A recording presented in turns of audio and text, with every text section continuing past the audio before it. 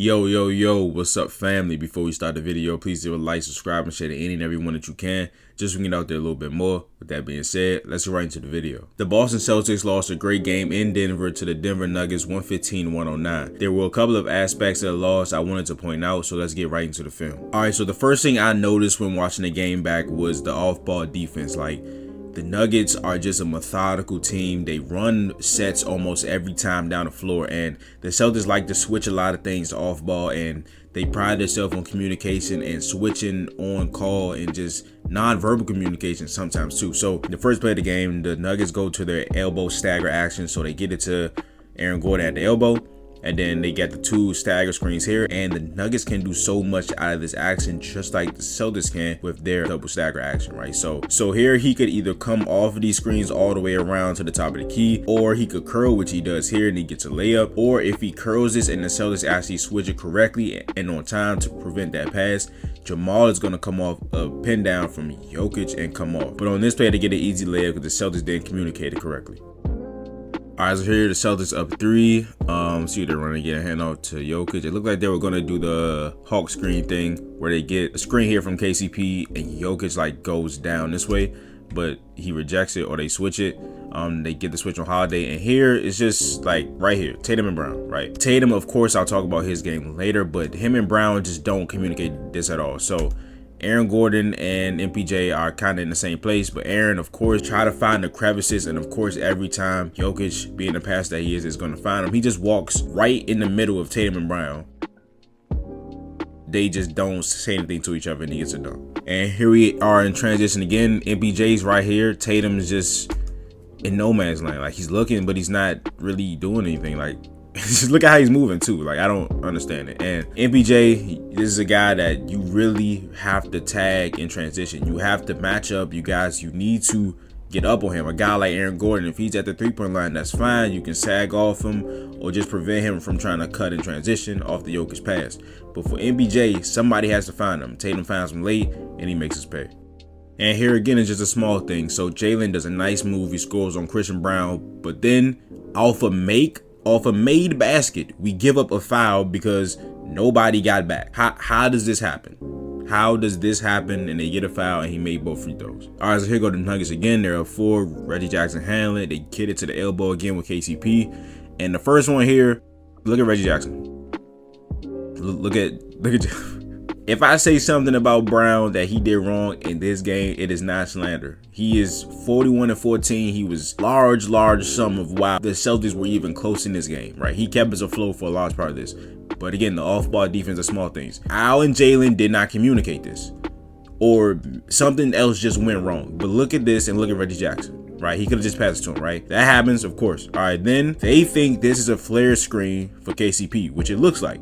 But that 1 second that they thought that, Jokic slips it, and that one misstep allows the pass in and the 2 points. And it was just so interesting to see how different these two great offenses are. It's a lot of the Celtic stuff is just simple pick and rolls, high pick and rolls, angle pick and rolls to get switches or to just play out of that stuff and use their talent. But on the other side, Denver is they're running sets almost every time down. They're always moving off the ball. And here, you see it right here. I'm guessing the Celtics were expecting a handoff of some sort for KCP. Again, the 1 second he catches them flat-footed here, and he cuts, it's a foul. All right, so here we are, the Nuggets up 3 the last minute of the second quarter, and Aaron Gordon lob, right? How did this happen, right? So, of course, Drew is smart enough. Drew's a great defender, right? He understands that, I can sag off of Aaron Gordon a little bit. He's not going to hurt us from the corner.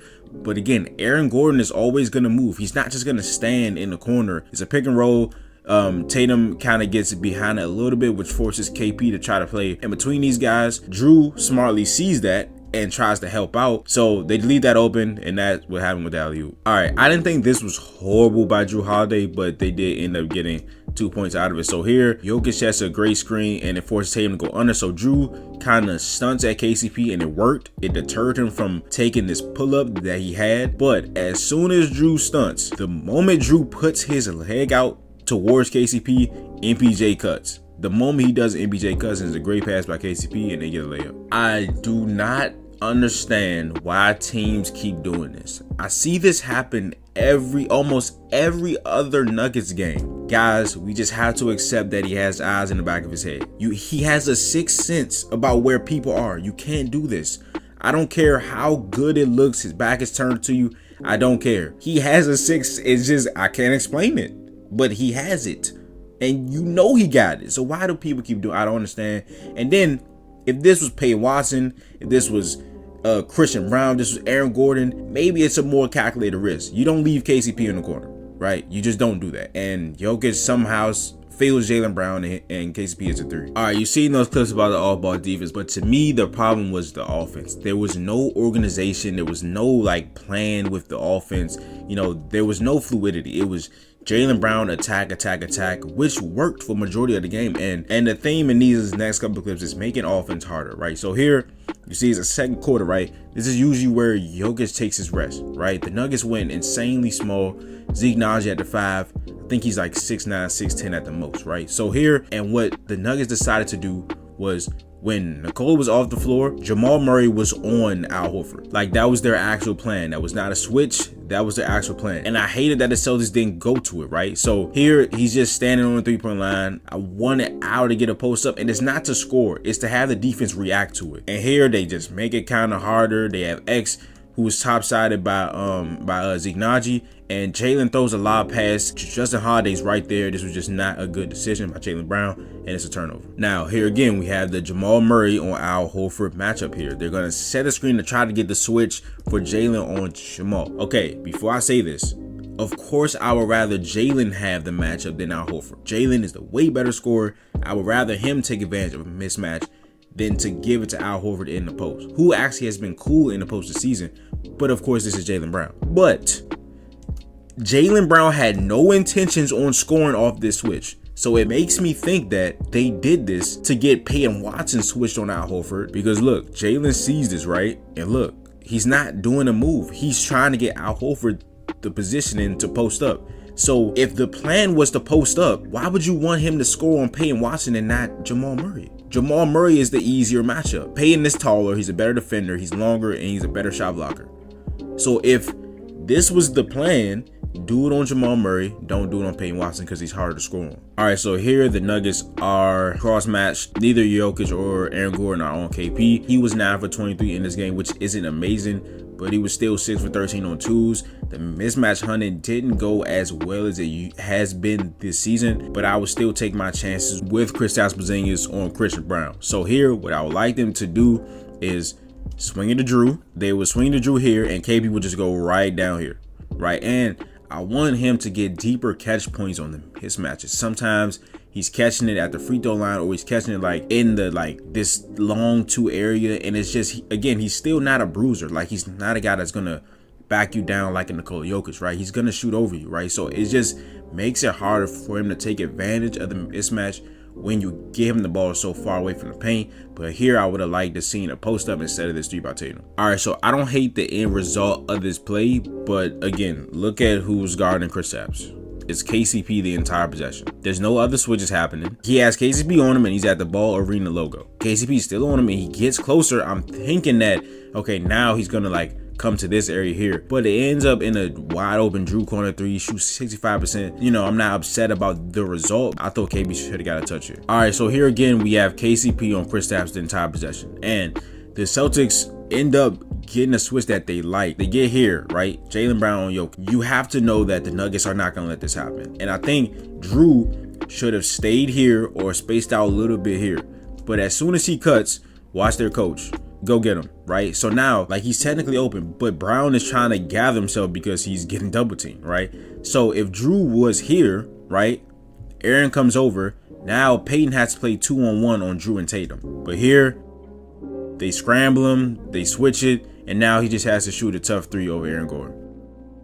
All right, so I don't feel as strongly now as I did when I clipped this one, but I just hated seeing the Nuggets get away with actually matching up KCP on Kristaps. I hated seeing this. And, you know, the threes were not falling, and at this point, Drew was 0 for 4, so I guess I do have a point in wanting Kristaps to get the ball right here and going after KCP, because any contest he has, Kristaps won't see, and it's either him hitting the shot or him not hitting it. They get an open three, and Drew came through later, but I don't know, man. I guess I would just rather KP have it on KCP. Another thing was just how sloppy they played. Just numerous possessions of unneeded miscues. They had 12 turnovers to the Nuggets 7. They missed 9 free throws in a 6-point game. So the organization and the execution of the offense just wasn't there. Something else that goes into execution was the last minute of each quarter. The Nuggets dominated this increment and had a 14-point advantage on the Celtics in the last 1 minute of the quarter's total. With 1 minute left in the first quarter, the Celtics were up 26-25. At the end of the quarter, the Nuggets were up 30-28. That's a 3-point swing. With 1 minute left in the second quarter, the Nuggets were up 57-52. By the end of the quarter,